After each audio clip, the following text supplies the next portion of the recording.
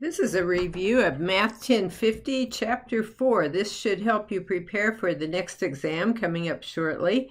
And basically, we'll just work through some problems as a general overview of what we've been working on in Chapter 4. Starting with, let's graph the exponential function f of x equals 4 raised to the power x. And I'm going to start by listing three x values. Let's try x equals -1, x equals 0, and x equals 1 as our x values. From that, we'll get the y values. First of all, 4 raised to the power of -1 is 1/4. 4 raised to the power of 0 is 1, and 4 raised to the power of 1 is 4. So let's put these 3 points on our graph: -1, 1/4, 0, 1, and 1, 4. Right here, and then we'll connect these points with a nice smooth exponential shaped curve.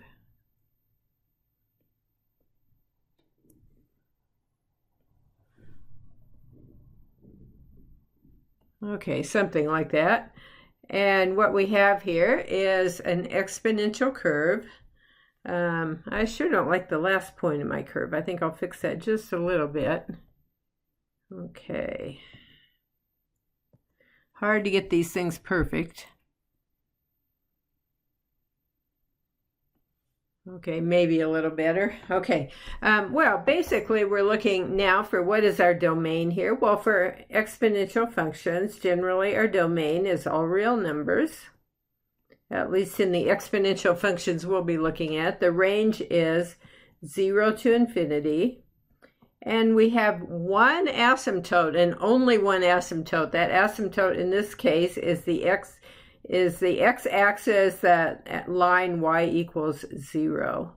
Okay, and we'll move on to using this graph that we just graphed, f of x equals 4 to the x, to graph the transformation of this function, which we're calling g of x equals 4 raised to the power of -x minus 3. So let's start by taking care of this negative in front of the x here. What this would do to our original graph of y equals 4 to the x is it would give us a mirror image about the y-axis here. We would reflect about the y-axis. So you see the point 0, 1 is going to stay in this current position. The point 1, 4 would reflect about the y-axis to give us the point -1, 4, and then the point -1, 1/4 would also reflect across the y-axis to give us the new point on our graph of 1, 1/4, about right here. Okay, so we could sketch that graph.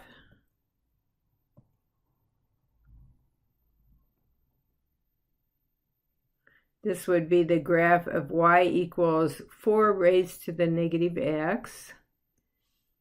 But what I really want to do is I want to grab these 3 points and use them to make the graph of interest here, which would be y equals g to the x. And all we need to do to our red graph here is we need to drop each of our points on that graph down by 3 units. Well, note the first thing that we're going to do here is we're going to drop the horizontal asymptote of y equals 0 down 3. Everything moves down 3. So we now have a horizontal asymptote right here. It would be the line y equals -3. So our horizontal asymptote is now y equals -3. The point 0, 1, probably the easiest place to start, would drop down 3 units to become the point 0, -2. The point 1, 1/4 is going to drop down 3 units to become the point 1, -2 and 3/4. The point 1 or -1/4 would drop down 3 units to become the point -1, 1. And so if we connect these points in a nice smooth curve, we should get a nice exponential graph here. Something like so. Okay, so you can see that we still have the domain negative infinity to infinity.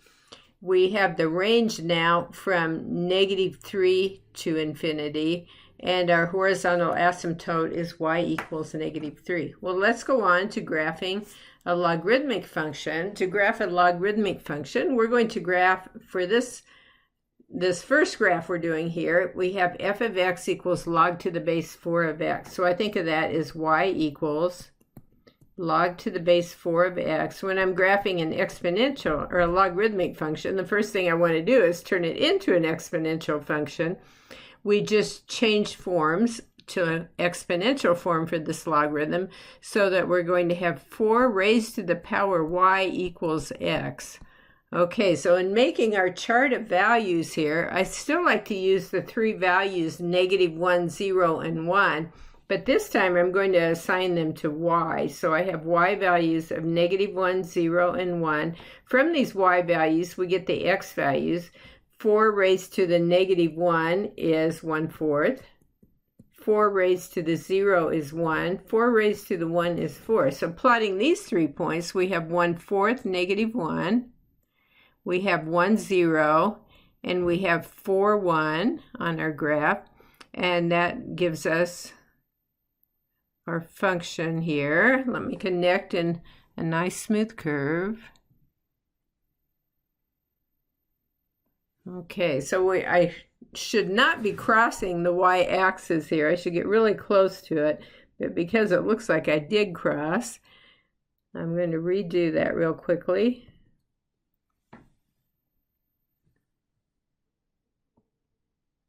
Okay. And it does get so close to the y-axis that if you would use a graphing calculator on this, it would look like it's touching the y-axis. But we want to make sure we don't touch that y-axis because it doesn't really happen. Okay, so our domain here, this time we're starting to the right of the y-axis. So our domain is curved bracket 0 to infinity. We don't include 0 here. Our range is all y values, -infinity to infinity. And now we have one and only one asymptote, and that asymptote is the y-axis or the line x equals 0 here. Okay, let's go on, and we're going to use this graph of f of x equals log to the base 4 of x to graph the function g of x equals negative log to the base 4 of x minus 2. So let's take care of that negative in front of the log first. What that negative would do is it would reflect our graph across the x-axis this time, the negative being out and as part of the output of our log function. And so we're going to reflect each of these 3 points on our graph about the x-axis. That would give us, still we have the point 1, 0. Now we have the point 4, -1. And we have the point... And we have the point 1/4, 1 instead of 1/4, -1. So we reflect about the x-axis.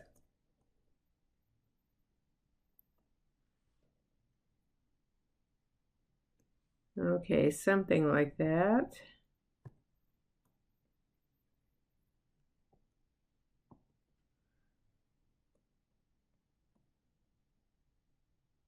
Okay, anyway, as good as I can get right now. So let's take these 3 points that we have and let's look at what else we need to do to transform our function that we graphed earlier.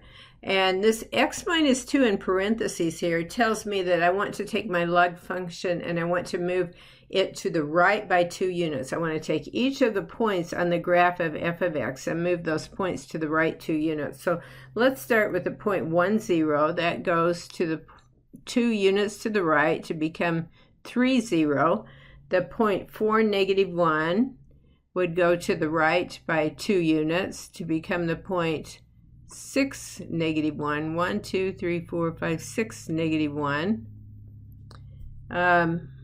And let's backtrack a minute. So here for f of x equals log to the base 4 of x, we had the vertical asymptote of x equals 0.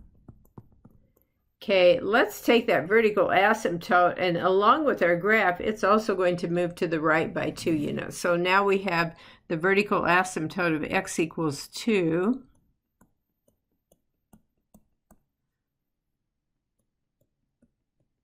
Okay, we're almost finished. I had one more point to move over, and that would be the point 1/4 1. So 1/4 1 is going to move to the right by 2 units to become the point 2 1/4 1.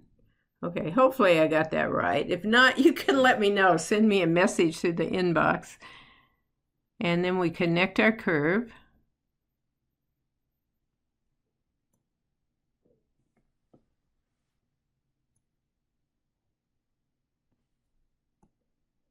Okay.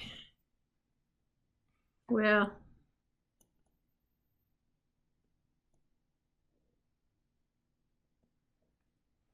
yeah, it's okay, I guess. Let me do one more quick try at this. It's just the angle I have to graph these things at on my computer that makes it really difficult to get good graphs.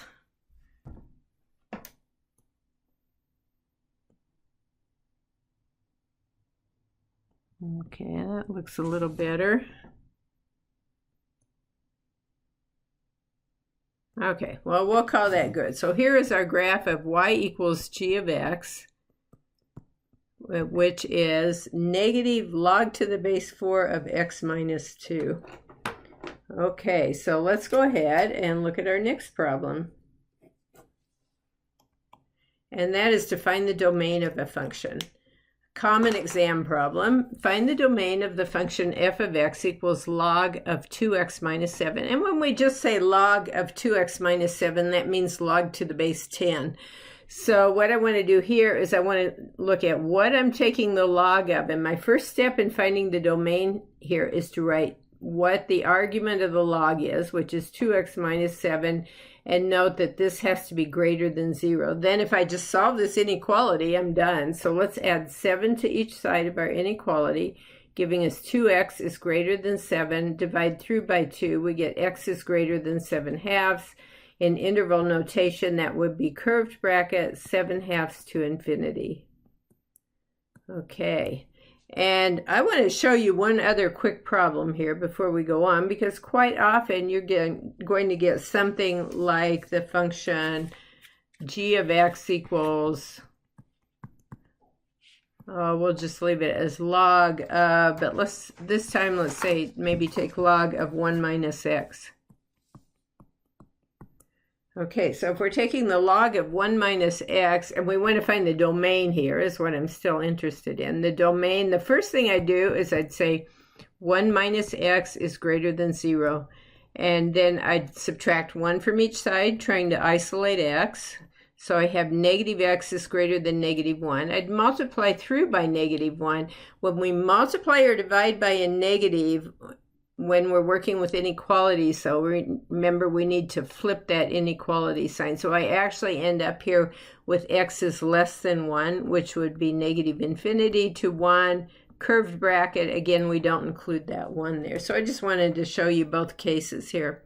Okay, moving on, we're going to expand a logarithm. And here we have the natural log, which is log to the base e, of the cube root of xy over e squared z squared. Okay, so this is probably one of the more complicated problems we do here today, but the first thing let's do is let's think of this as the natural log of xy over e squared z squared. And instead of saying the cube root, let's say that we're raising this expression to the power of 1/3. That's the same as taking the cube root. So what I want to do now in expanding is the first thing I'm going to do is I'm going to use the property of exponents for logarithms. I'm going to pull that 1/3 out in front of my natural log.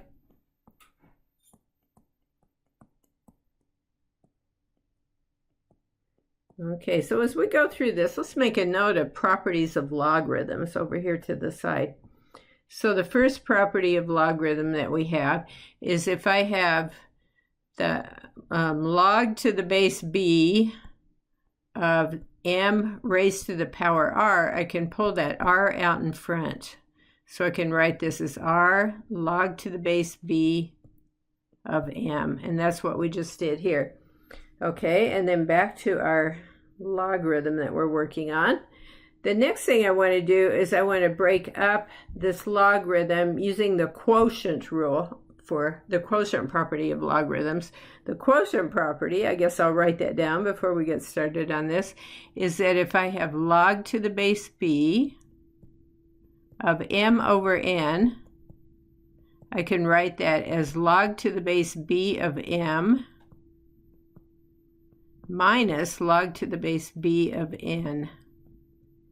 And I'm writing these down partly because before you take the exam, you're going to need to memorize some of these formulas, and these are some that you will need to make sure that you know before you take the test. Okay, so we can break up this natural log. I can write this. I want to make sure I use brackets where necessary, though, so I don't forget that I'm taking 1/3 times this entire quantity, but I can use my property to write this as the natural log of x times y minus the natural log of e squared z squared. Okay, and now we're moving on to our next property, which is going to be, it actually goes by different names, but we'll, for this purpose, we'll call it the quotient property of logarithms. So we're going to write log to the base b of m times n as log to the base b of m plus log to the base b of n. Okay, so we're going to do that 2 times here. First of all, I'm going to break up the natural log of x times y into the natural log of x plus the natural log of y. And then we have minus, let's use some parentheses here to make sure that we don't mess things up with the minus there. And so let's break the natural log of e squared z squared into the natural log of e squared plus the natural log of z squared. Okay, so looking good. Let's distribute that negative through to take care of that. So we have 1/3 times natural log of x plus natural log of y minus natural log of e squared minus natural log of z squared. Okay, and we need to do a bit more work with natural log of e squared. Well, if you think of that, that's the same as log to the base e of e squared, which is just 2. So we have 1/3 natural log of x plus natural log of y minus 2, and then for natural log of z squared, we can use this first property up here to pull the 2 out in front of natural log z. So we have minus 2 natural log of z. And then I'll finally distribute the 1/3 through. So we end up with 1/3 natural log x plus 1/3 natural log of y minus 2/3 minus 2/3 natural log of z. Okay, so again, that's one of the longer problems we'll probably do today, but good to know. Okay, moving on. Number 7, we want to write the expression log of x plus 1 plus log of x minus 1 minus 2 log of x squared plus 3 as a single logarithm. We'll use some of the properties from the problem we just did. And so the first thing I'm going to do is I'm going to write this as, I'm going to combine log of x plus 1 plus log of x minus 2. So I'm going to write this as log of x plus 1 times x minus 1. And then for the minus 2 log of x squared plus 3, I can turn this 2 into an exponent. So I'm going to have minus log of x squared plus 3 squared. Okay, and now with the minus between the two logarithmic expressions, I can combine this into a single logarithm just by using that property, the quotient property that we were looking at a minute ago. I can write this as log of x plus 1 times x minus 1 all over x squared plus 3 squared. Okay, and we got it. We have a single logarithmic expression right here. So this was quite a bit simpler than the previous problem. Problem number 8 here is to use your calculator. And this is something you'll just have to try on your own to make sure that your calculator works like you want it to. So use your calculator and the change of base formula to approximate log to the base 2 of 312 to 4 decimal places. So log to the base 2 of 312. The change of base formula basically tells me that I can write this as log to any base b of 312 over log to the that same base b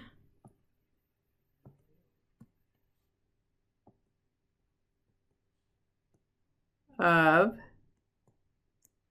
2 here. Okay, well, I'm going to choose my base b as being log to the base e. So I'm going to, because I want to plug this in my calculator, so I'm using log base e. I would have the natural log of 312 divided by the natural log of 2. And my approximation using my calculator, let's see what I got. I got to 4 decimal places. I got approximately 8.2854. All right, so hopefully you get the same thing, and if not, let me know if you need help with your calculator. Let's go on. Here we're solving equations, which we'll be solving equations for the next several problems. And I tried to get every type in here that you might see on an exam. Of course, some of these aren't quite as complicated as some of the homework problems you've done, so you might practice some of your homework problems. So the first thing we want to do here in solving 16 raised to the power of x minus 1 equals 2 raised to the power of x squared is we try to get our bases the same if we can do that. So I can write 16 as 2 raised to the power of 4. So I have 2 raised to the power of 4, then raised to the power of x minus 1 equals 2 raised to the x squared. We have some properties of logarithms that are good to remember. The first one here is if I have x to the a, then raised to the b, I can write that as x raised to the a times b. Another property that is good to keep in mind is that if I have x raised to the a times x raised to the b, that's the same as x raised to the a plus b. So especially important to maybe write these down together because these are two that often get confused. Okay, so we're going to use that first one here so that I can write 2 to the 4th raised to the power of x minus 1 as 2 raised to the power of 4 times x minus 1. Now that we have our bases the same, both 2, we can set our exponents equal to each other. And so I'm going to have, because when your bases are the same and your exponential expressions are equivalent, then that means that the exponents will have to be the same as well. So we have 4 times x minus 1 equals x squared, or 4x minus 4 equals x squared. Let's get a 0 on the left-hand side here by subtracting 4x from both sides, adding 4 to each side. We can factor into x minus 2 times x minus 2. Well, the only way that x minus 2 times x minus 2 can be equal to 0 is if x minus 2 equals 0, which gives us an answer here of x equals 2. All right, so we have it, and moving on. Solve the equation 5 raised to the x equals 4 raised to the x plus 1. This is similar to the previous problem, except there's no way that we can get our bases the same here. And so we're going to use the different trick of taking the natural log of each side. So I'll have the natural log of 5 raised to the x equals the natural log of 4 raised to the x plus 1. Using the property of exponents of logarithms, we can pull the x out in front of natural log 5 and I can pull the x plus 1 exponent in parentheses out in front of natural log 4. Okay, so we have x natural log 5 equals, distributing the natural log of 4 through, I'll have x natural log 4 plus natural log 4. The trick now is to get all the expressions with all the terms with x in them on the left-hand side. So I'll have x natural log 5 minus x natural log 4 equals natural log 4. We'll leave natural log 4 on the right side because it doesn't have an x in it. And then I'll factor out an x. So x times natural log 5 minus natural log 4 equals natural log 4. And then dividing both sides of my equation by natural log 5 minus natural log 4, we get x equals natural log 4 over natural log 5 minus natural log 4. And these equations are not like you usually want to do more with it, but you might even get more natural logs than this in an expression as your answer, and that's fine. That's how we want it. This is an exact answer, and we usually want these left in the exact format. Okay, so moving on, number 11. This is a different type of equation, and I remember this more from a problem that you might see when you get to calculus, but I thought as long as we're doing problems similar to this in the course, I'll show you how this one would be solved. We went to solve the equation e to the x minus 12 e to the negative x minus 1 equals 0. This doesn't quite look like what you're used to seeing yet, but it will in a minute.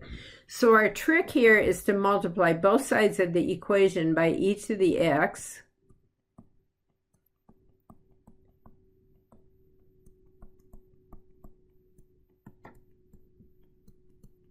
Okay, and once we do that, on the left-hand side, e to the x times e to the x is, well, remember, what did we have before? We had x to the a times x to the b equals x raised to the a plus b.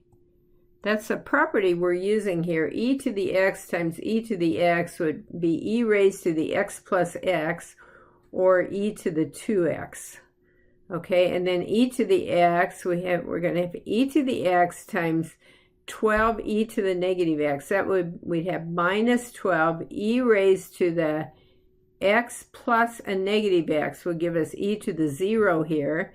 And then I distribute e to the x through. E to the x times 1 is just e to the x. I have minus e to the x equals, on the right hand side, e to the x times 0 is 0. So if we rearrange these terms on the left side, and we note that e to the 0 is equal to 1, then we can rearrange our left hand side to have e to the 2x minus e to the x minus 12 equals 0.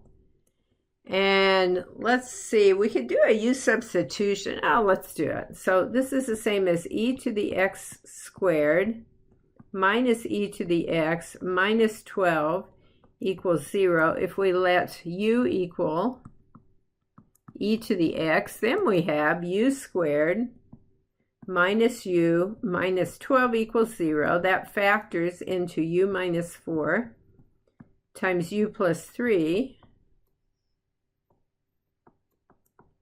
We set each factor equal to 0. We get u equals 4, or u equals negative 3. And we're solving for x, right? So let's replace u here with e to the x. We have e to the x equals 4, and so I think I'll carry that on up here. If e to the x equals 4, well, we could take the natural log of both sides there. The natural log of e to the x is just x, and so we end up with x equals the natural log of 4. So this is one solution. The other solution, e to the x equals negative 3, there's actually no way that we can have e raised to any real power and give us an answer, a negative answer there. So I'm trying to change color. So there's no solution here. There's no real solution.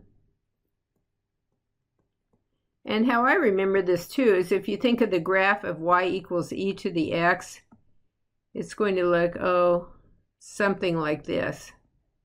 So there's nowhere on the graph of y equals e to the x that you're going to get negative values for e to the x.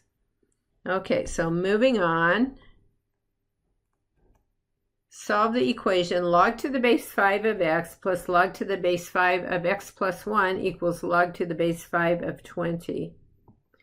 Okay, so let's start here by combining these two terms on the left side using our property of logarithms that we had earlier. We called it the product rule, I think, or something like that. So we'll write this as log to the base 5 of x times x plus 1 equals log to the base 5 of 20. Well, it's a property of logarithms that if you're taking log to the same base of some quantity on the left side as the same base of log on the right side of a different quantity, these quantities actually have to be the same. So this means that x times x plus 1 here has to equal 20, or that x squared plus x equals 20.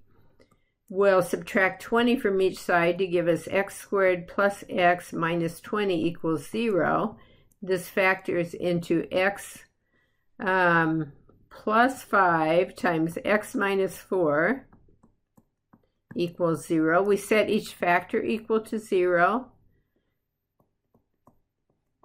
That gives us x equals -5. And that gives us x equals 4. And when we're working with logarithms, we need to check these answers. So let's start by checking -5. So to check -5, I'm going to go up here. And remember, we can only take logarithms of positive values. So if I try to take log to the base 5 of -5, that's not allowed. And so x equals -5 is not a solution. Let's test x equals 4. So if I plug 4 in here for x, 4 is positive. If I plug 4 into x plus 1 for x, I have 4 plus 1 or 5. That's positive as well. So x equals 4 is a solution, but x equals -5 is not. And we would need, if x equals -5 would have given us a positive result here, we still need to check it in every argument of a logarithm in our original equation there. So x equals 4 is our only solution for this problem. Let's look at number 13. Solve the equation log to the base 5 of x plus 1 minus log to the base 5 of x minus 1 equals 2. We'll start by writing this left side as one logarithm using properties from earlier. We'll write it as log to the base 5 of x plus 1 over x minus 1. And then on the right-hand side of our equation, we have 2. Well, I can change forms here into exponential form. And if I do that, I'll have 5 squared equals x plus 1 over x minus 1. Or 25 equals x plus 1 over x minus 1. I want to multiply both sides by x minus 1 to give me 25 times x minus 1 equals x plus 1. So we have 25x minus 25 equals x plus 1. If I subtract x from each side, I have 24x minus 25 equals 1. And then we'll add 25 to each side. So we have 24x equals 26. X is going to equal 26 over 24. We want to simplify that answer to give us a final answer of 13 over 12. But we need to check, remember? So if I plug 13 over 12 in here for x, 13 over 12 plus 1 is positive. And I'll plug 13 over 12 in here for x. 13 over 12 minus 1 is just barely positive, but it would be 1/12, so it's positive as well. We do have a solution here then of x equals 13 over 12. Okay, number 14, we're getting into applications here. On the exam, you'll be given the formulas for these application problems, and probably those are about the only formulas you'll have for this exam, so you'll need to know the rest of the formulas that you might need. For number 14, how much money needs to be invested in a CD now to obtain $8,000 in 6 years if the interest rate for the CD is 8.5% compounded semi-annually? So for this formula, when we're compounding interest multiple times a year, we're going to use the formula A equals P times 1 plus R over N raised to the NT. Okay, so we want to know how much money needs to be invested now. That would be our P. And here our amount that we end up with in 6 years is A. So we're going to replace A with 8,000. We'll leave P as it is because that's what we're trying to find. Our interest rate, R, comes from this 8.5%, but we always write R in decimal form, so it would be 0.085. So I have 1 plus 0.085 over N, where N here is the number of times interest is compounded per year. If it's semi-annually, that's twice a year. So here N would equal 2.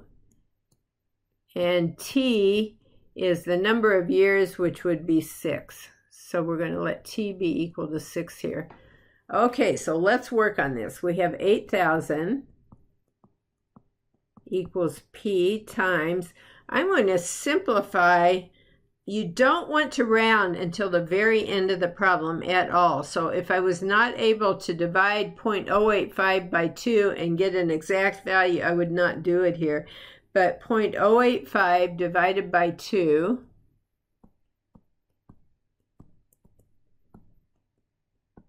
is equal to 0.0425. And if I take 1 plus 0.0425, I'm going to write 1 plus 0.085 over 2 is 1.0425. And then this would be raised to the power 12. Okay, so what I want to show you here is actually another little trick that we can use. We could divide, well, let's see. Okay, what I want to do is I'm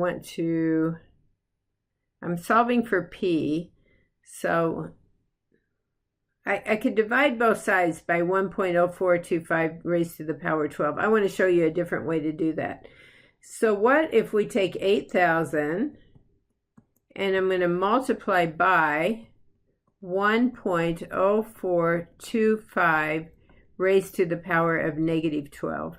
I'm going to do that on both sides. So on the right side, right now I have P times 1.0425 raised to the power of 12, and I'm multiplying just like I did on the left side. I'm going to multiply by 1.0425 raised to the power of negative 12.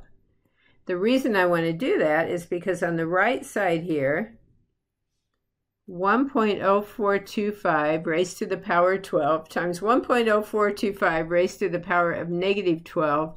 Remember, what do we have? X to the A times X to the B equals X raised to the A plus B. This would give us 1.0425 raised to the power of 12 plus a negative 12, or that would be 1.0425 raised to the power of 0, which that is just equal to 1.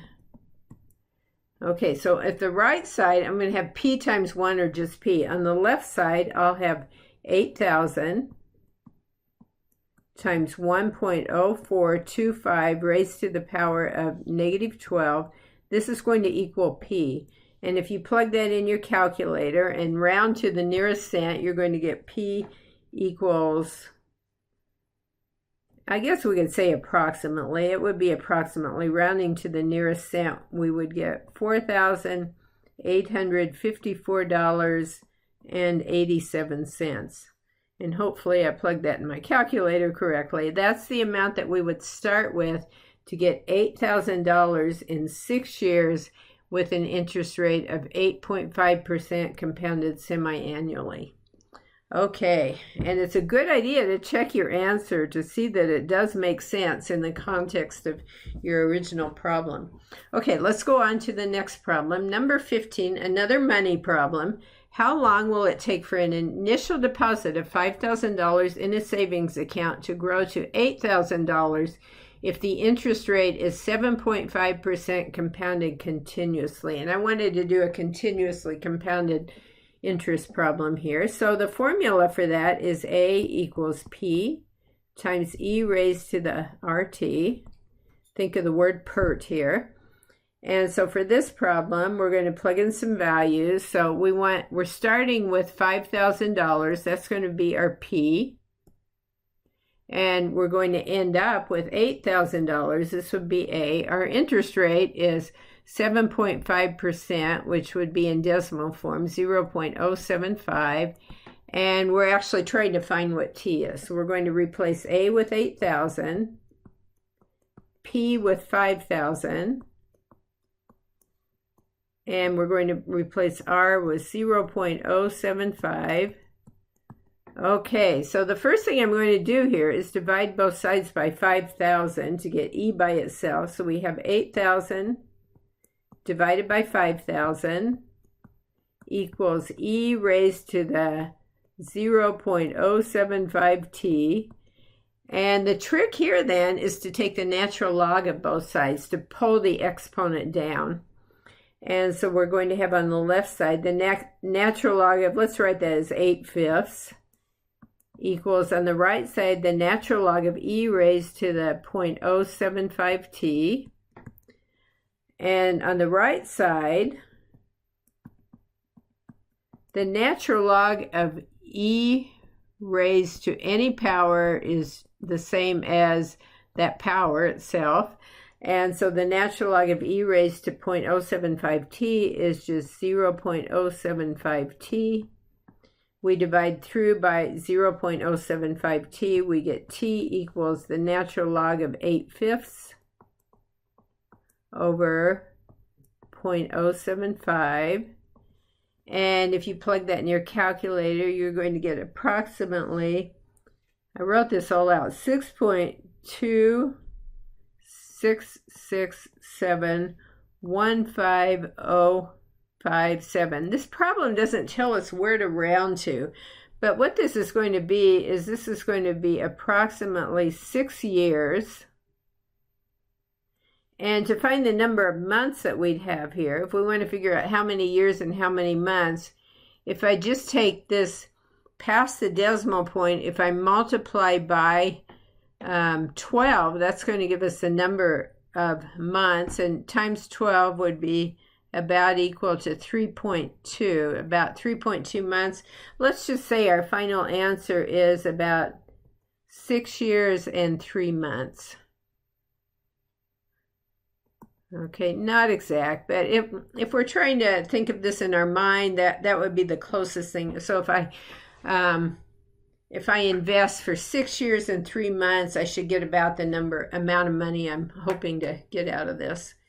Okay, so let's go on. Next problem, and this is our last problem today. Polonium-210 has a half-life of 140 days, so this is the half-life, and decays according to the formula. So you're given the formula here, as you will be on the exam for the money problems or for the exponential growth and decay problem. How long will it take for 110 milligrams to decay to 100 milligrams? So the key to doing well on these exponential growth and decay problems is the first thing we want to do. Number one, we want to find K. We don't know what K is here. So you almost always need to know what K is before anything else. So we're going to use the fact that we have a half-life of 140 days. And using that half-life, I think of this as at the half-life.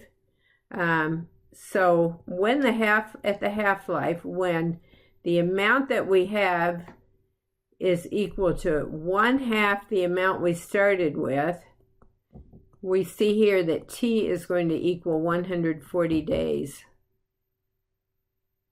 Okay, so that's what we use the half-life for.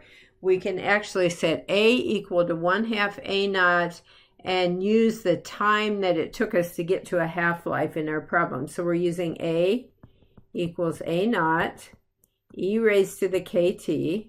We're going to replace A with 1/2 A naught. And we're going to leave K as it is, but we'll replace T with 140, the number of days it takes us to get to the half-life. Well, just like in the last problem, I'm going to divide through by the exponent on E, which in this case is A naught. If I divide both sides by A naught, I'll have 1/2 equals E raised to 140K. And then I'll take the natural log of both sides, just like we did in the last problem, except I think I'll write 1/2 as 0.5. And the natural log of E raised to the 140K is just 140K. So we've almost got K. We just divide both sides by 140. We end up with K is equal to the natural log of 0.5 divided by 140. I want to leave K exact here, and so I'll just circle it for now. What our real problem then is to find here is how long will it take for 110 milligrams of this polonium-210 to decay to 110 milligrams. So the amount we're starting with here is 1100 milligrams. The amount we'll end up with is 100 milligrams. Again, I'm using A equals A naught times E raised to the kt. This time I'm replacing A with 100.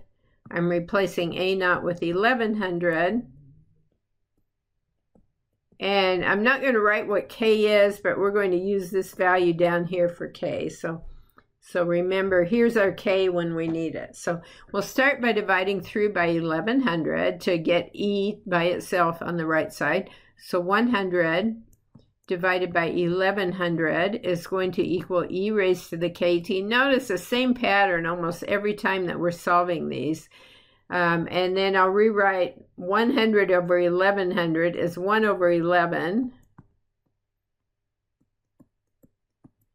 And take the natural log of both sides. I actually meant to do that in the same step, but the natural log of 1 over 11 equals the natural log of E raised to the kt. And so we have the natural log of 1 over 11 equals kt. T is going to equal the natural log of 1 over 11 divided by K, where K is the natural log of 0. Oh, let me fix that. K is the natural log of 0.5 divided by 140. Okay, and so I got that T was approximately equal to, and I just rounded to the number of days here, 484 days. Now, if you reread the problem, it takes 140 days for the substance to decay to half of its original amount. So in 140 days, 1100 milligrams would disintegrate to where we have 550 milligrams left. So to go on to 100 milligrams, I think 484 days seems reasonable.